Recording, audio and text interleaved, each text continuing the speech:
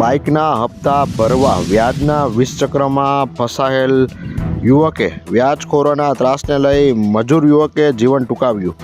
મૂળ એમપીના અને હાલમાં મજૂરી કામ માટે કેશોદના માંગરોળમાં એક ખેતરમાં મજૂરી કામ કરતા 30 વર્ષીય યુવક અનિલ જોગડાભાઈ બિલવા નામના યુવકે વ્યાજખોરોના ઉઘરાણીના ટેન્શનમાં ગળાફાંસો ખાઈ જીવન ટૂંકાવતા ચકચાર મચી ગઈ છે. લોન પર લીધેલ બાઇકના નિસંતાન દંપતી માટે ખુશખબર. સૌપ્રથમ આધુનિક IVF સેન્ટર હવે કેશોદમાં, જ્યાં તમારા સંતાન પ્રાપ્તિના સપના થશે સાકાર. Mother care hospital and IVF centre, ધરતી ડોક્ટર હાઉસ, પહેલા માળે, ટેલિફોન એક્સચેન્જની સામે, વૃંદાવન કોમ્પ્લેક્સની પાછળ. હપ્તા ભરવા અન્ય વ્યાજખોરો પાસેથી 5% લેખે 40,000 લીધેલ હતા.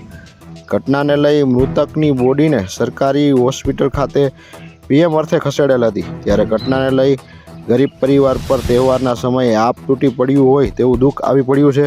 મૃતકની માતાએ આ ઘટનાને લઈ મીડિયા સમક્ષ વાતચીત કરી હતી. તમારું નામ શું છે? મુન્ની. શું બનાવ શું બન્યું? ગાડીના બારામાં મારો છોકરો ગળવા ખાઈ ગયો.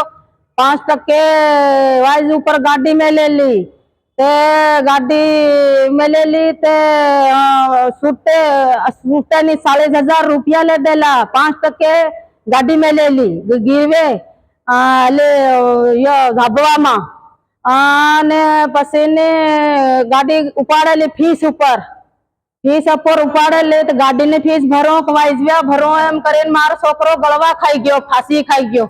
કઈ જગ્યાએ? ડોકામેડી લીમડો છે, ડોકામેડી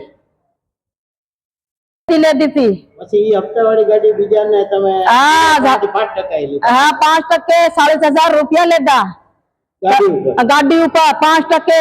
તે વાઇઝ ભરો કે એને ફીસ ભરો, એનો હપ્તો ભરો કે ફીસ ભરો એમ કરીને મારો છોકરો ફાંસી ખાઈ ગયો.